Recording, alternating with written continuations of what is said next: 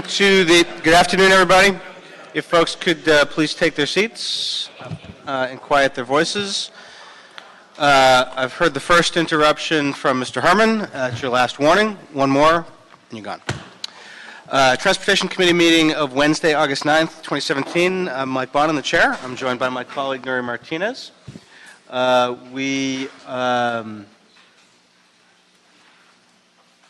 What item is this, Adam? That'd be item 10.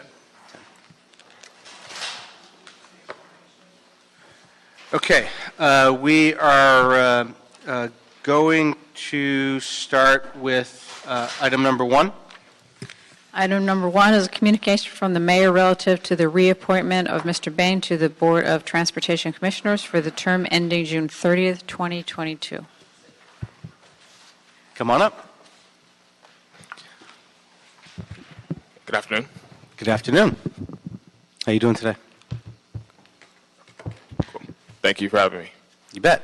Congratulations on being nominated for reappointment. Perhaps you could share with the committee what you have learned or what you think the highlights have been of your service and what you hope to get done second time around. Well, I've been in the time I've served. It's been very informative. I feel like our efforts to streamline various processes in transportation, for example, bringing issues of permitted parking and to the commission and looking at more ways the commission could step up and supporting the city's decisions around transportation policy have been fruitful. And personally, it's given me a great perspective in terms of the various best to say, the various responsibilities of the commission in terms of dealing with ambulances, parking again, and just in general looking at the functioning of transportation in the city of Los Angeles. Okay, Ms. Martinez, any questions for Mr. Bain? All right, I'll just say for the record, I've worked with you in a number of different capacities.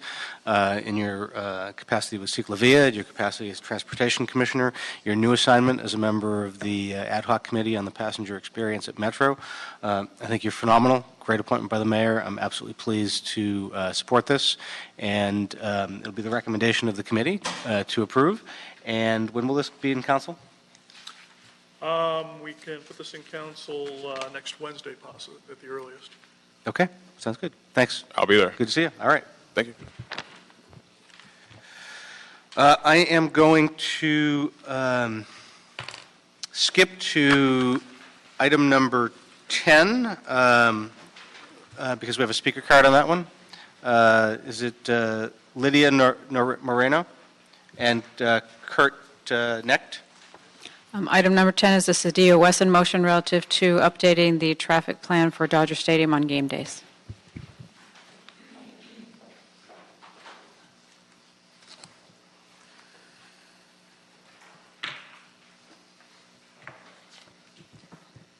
Good afternoon. Thank you. I've prepared a statement, so I'm going to try not to ramble here. Hello, my name is Lydia Moreno. I'm a resident of the historic Solano Canyon. I want to thank you for allowing me time to speak to you briefly on behalf of my community. I want to first deliver a message of sincere thanks to our council member, Cedillo, for submitting a motion to develop an updated traffic plan for the Dodger Stadium. It has become critical that an updated traffic plan be adopted to conform with current traffic.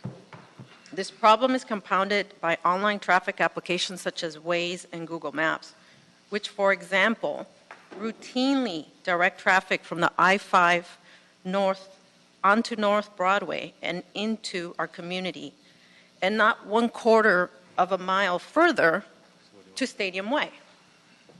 The traffic worsens year by year, and today there seems to be no incentive on the part of DOT to alleviate this very serious problem.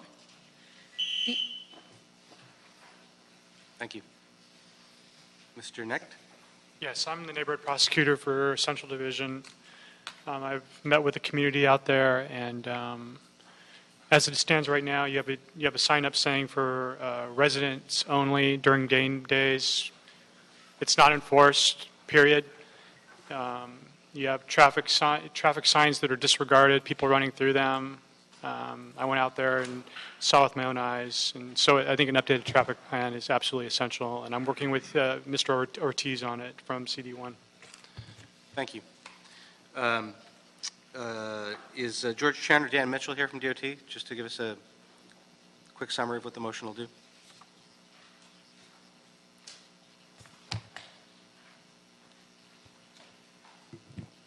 Dan Mitchell with the Department of Transportation. So we received the motion and we're happy to take a look at our traffic plans. We're also looking at the authority that we have to implement closures on these local streets, and we'll reply back with a report to cover the items. And that'll come to the committee?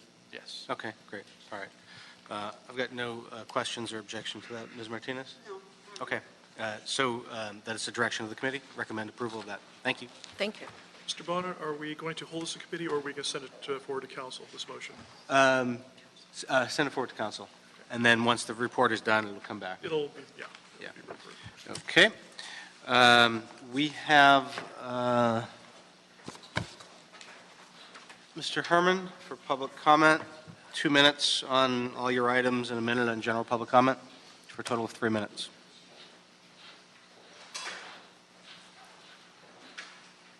You can start the clock, Alan. Ready to start the clock? Fuck.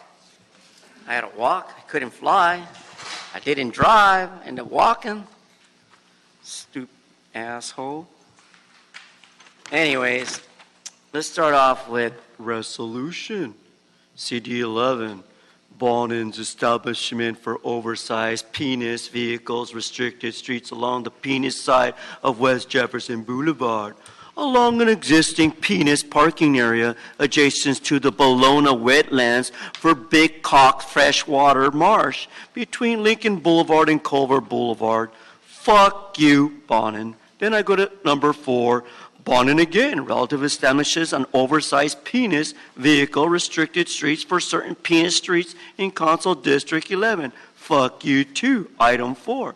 Fuck item 5, and fuck item 6, which reads, DOT report on resolution relative to the expansion of overnight parking district. Well, no one wants an overnight parking, bitch. Nobody wants this parking district permit process. Fuck that bitch in CD 13. Tell that little bitch to go park his own car in his yard and shut the fuck up. Then I go to item 9, report resolution to establishing temporary preferential parking. You know what? On behalf of all disabled people with placards, fuck you for your preferential parking and your oversized fucking parking. Make it possible for people who are disabled to park. Mainly the elderly, because I look at that as elderly abuse like you did this morning at the LAX regarding eminent domain. Now general public comment. Since I deal with a moron like Mr. Bonin, the drug addict who come out of the closet to say that he has drug problems, no one fucking cares about your drug problems or your history with it. The same way I told that bitch in CD 13, O'Farrell, I don't fucking care about your AIDS. Stop taking it up the ass the way Eric Garcetti, our mayor, does. Otherwise, you would fix all the problems here in LA, and we wouldn't have to have poor transportation-related matters, transportation. Mr. Herman. Say my fucking name for the record. It's Mr. Herman, the asshole who talks about transportation. Okay, you've not infrastructure stuck for to transportation-related matters. Please I'm dealing silence with his microphone. His time is up. Could you please ask Mr. Herman You to can't leave? drive a fucking truck in a neighborhood where you can't park.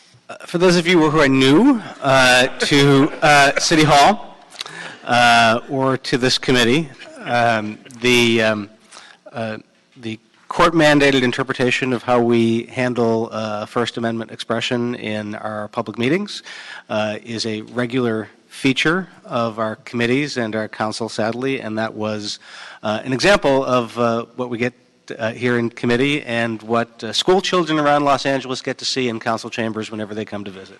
So apologies to anybody who was offended. That's what the courts have said we need to do. So, on that cheerful note, Ms. Martinez, I recommend for consent calendar items 2 through 9 and item 11. Any objection? No. All right, so it will be the direction of the committee to approve those items on consent. That brings us to, we have a public comment card on 13, so we'll go to 13 first. Item number 13 is a city attorney report and ordinances relative to amending the municipal code to establish escalating penalties for a catering truck that remains in violation of the time and distance requirements to operate for the purpose of vending. All right, let me start before anything else by allowing our public comment card, Nancy Friedman from the Brentwood Community Council, to speak.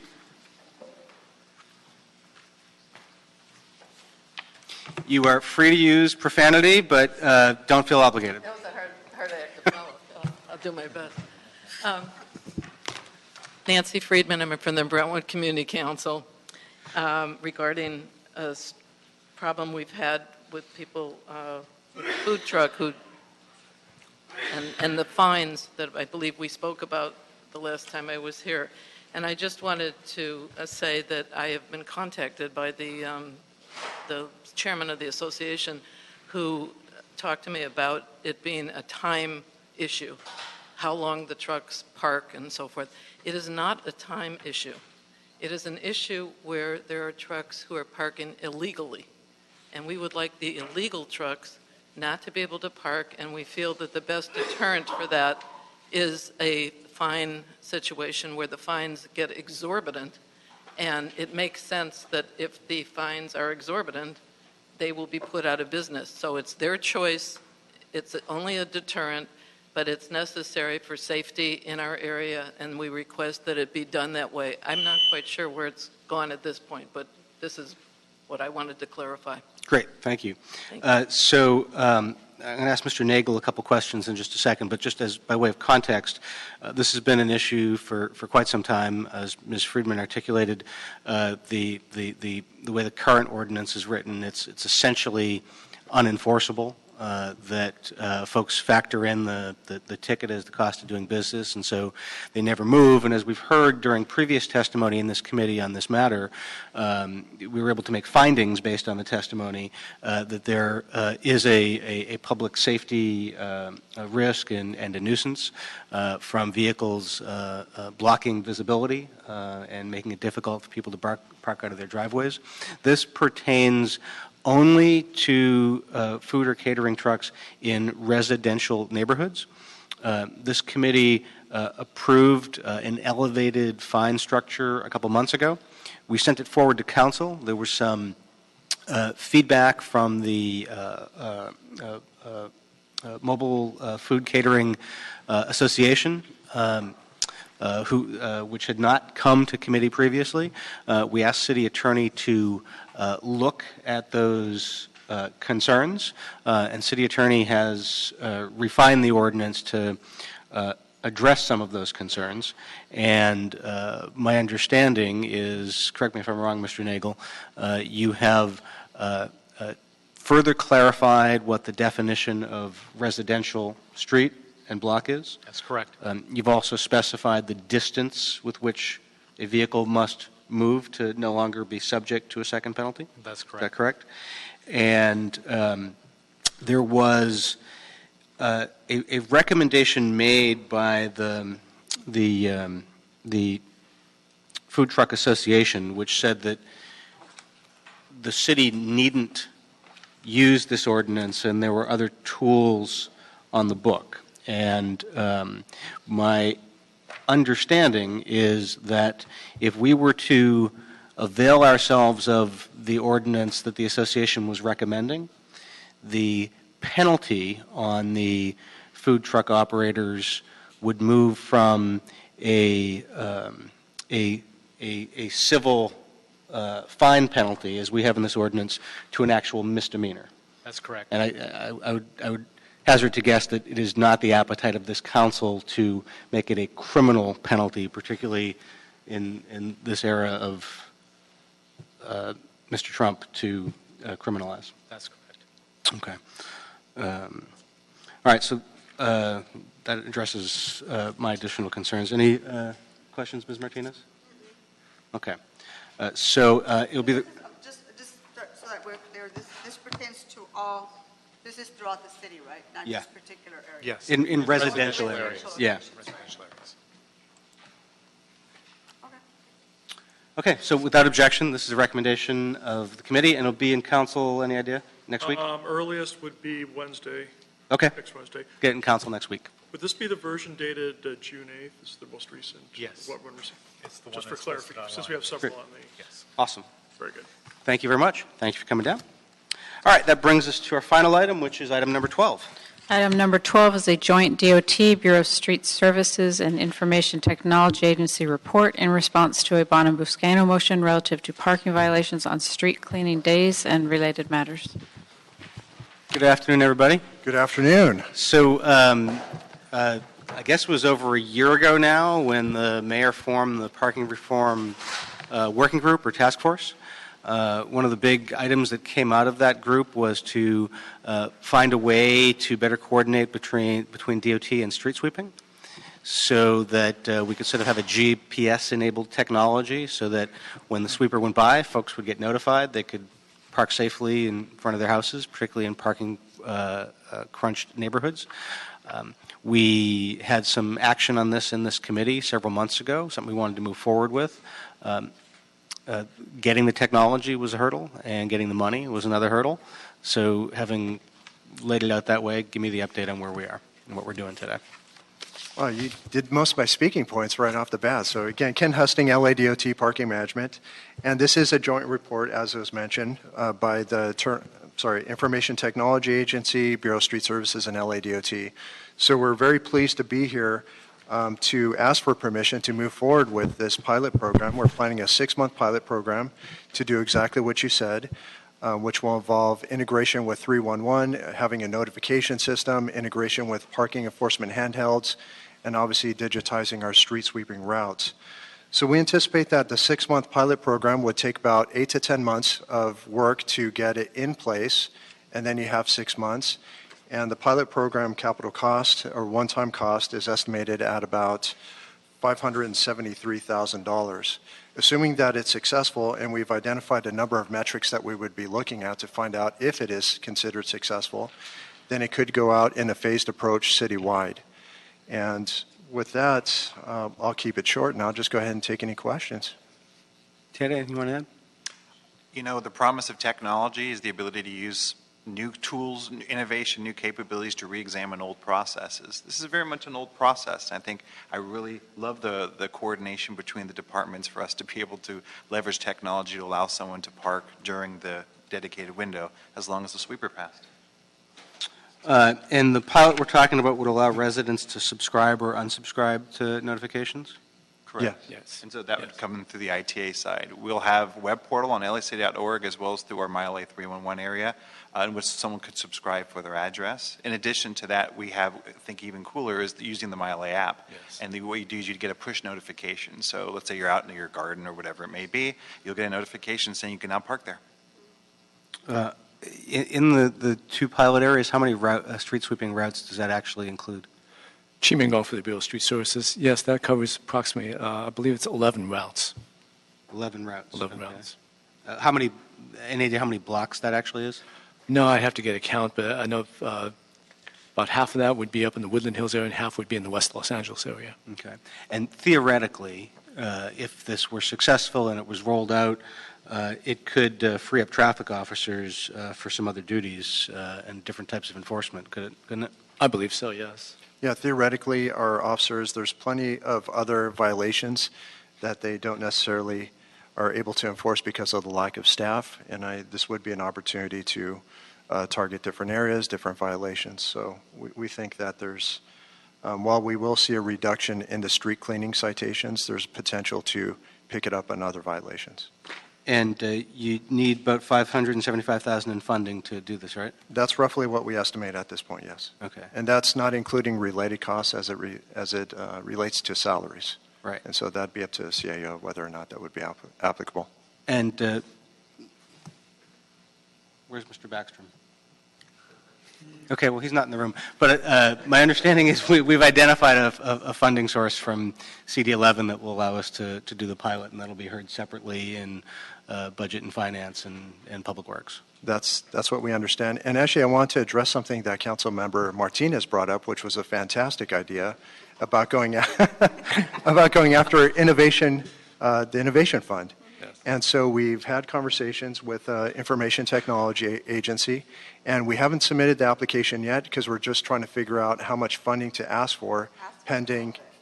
Because this is a perfect fit. Yep. I mean, this is what they should be funding. Yeah, Exactly. We weren't sure, but if there's a chance to ask for all of it. Committee, and they were coming up with recommendations of things that I didn't believe fit the criteria, but it was getting funded anyways. I remember very well those discussions, Council. You were there. I was there. So I think what we'll do is we'll work collectively and we'll submit to the Innovation Commission. And, we'll work with CD11. I know that they have some plans to try to find money, and we'll find out whether or not we, like you said, just submit everything or if it's a portion. But from what we understand, and also speaking with Councilmember Blumenfield's office, there is plenty of enthusiasm to see this submitted through the commission. It would be first in the nation. Oh, really cool. Yes. All right, I like when we do first in the nation stuff, particularly if we do it right. That's right. Do you have any questions? I have one question. So how long will it take the department to update the information after a street has been swept so that the person knows whether to park there? Is it an hour, 5 minutes? How long would it take to update the information? Very good question. And that's something that we're going to be determining as we go through the pilot. So we want to try to have the window as short as possible. Ideally, we'd love to have the sweeper go by and that people can immediately go over there. But from our parking enforcement, they expressed concern that if there's a number of violators, they do need time to be able to go to those different people that have violated. And you don't want to have it to where only the first vehicle on that block is always the one getting cited, while there's more people down the block that are getting off the hook because the street sweeper went by. Mm-hmm. So our parking enforcement needs, 30 seconds to 2 minutes. Oh, actually, we have the chief here, so I'd let him speak to it. I found Mr. Baxter, who's having lunch with Mr. Herman. The ideal, to answer your question, the ideal is immediate response to our handout saying the sweeper's gone by, don't issue the ticket. The fallback initially now is going to be what we do now when we're alerted that it's been canceled, the route's been canceled, we'll cancel it after. So again, going back to how much time that would take, we're going to determine what that is. So it's not going to be immediately, but we are going to try to minimize that window as much as possible. So I think that's going to be more imperative as we get the public outreach when this pilot program goes forward to make sure that people have an understanding. Just because the street sweeper goes by doesn't mean you can immediately park your car in that location. There may actually be a delay of 3 minutes, 5 minutes, or as Bureau of Street Services was recommending, maybe that block gets swept first before it's actually released. And it becomes imperative that we have a good integration with Information Technology Agency to make sure that information is communicated online as well as through either email notification or text notification system. So public outreach is going to be critical. And my second question is, how will we receive residential feedback? So say, for example, folks who have gotten ticketed when they shouldn't have been ticketed. I think it's important to document that information and track it. Yes, absolutely, we agree. And I know that specifically our contractor, Conduent, does get those complaints. We are going to make that a requirement. Yeah, we're going to compile that information, have analytics. And I'm sure if there's any kind of integration issues or subscriber issues, Information Technology will hear about it. Probably all three of us will hear about it. Yeah, I think there's a lot to be said that the same location in which you signed up for a service or you received the notification should be a good place for you to be able to provide feedback. That's right.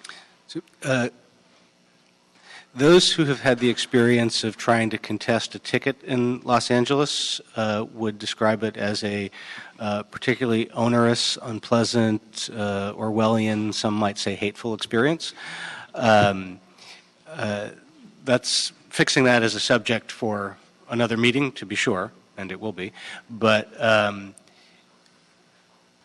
what can we do for these, did you say 10 routes? Yes, 10 or 11, 10 to 11. For these 11 routes to put something, because there's going to be some screw-ups, right? There's somebody who's going to get a ticket that shouldn't have. We don't want to put a blanket presumptive amnesty, because then our pilot gets screwed up because everybody parks there because they know they won't get a ticket. But how can we make the process for those 11 blocks, because frankly, I mean, from the consumer's point of view, the ticketing system to contest it, you basically have to prove you're innocent, which is sort of the opposite burden of proof. How can we make it a little bit different, make that process a little smoother for those who are inevitably going to be wrongly ticketed because we have glitches in the system? We have currently in place a weekly review at DOT to look at all the tickets that were issued, and subsequently we dismiss them. They're not required to go to a hearing or file adjudication.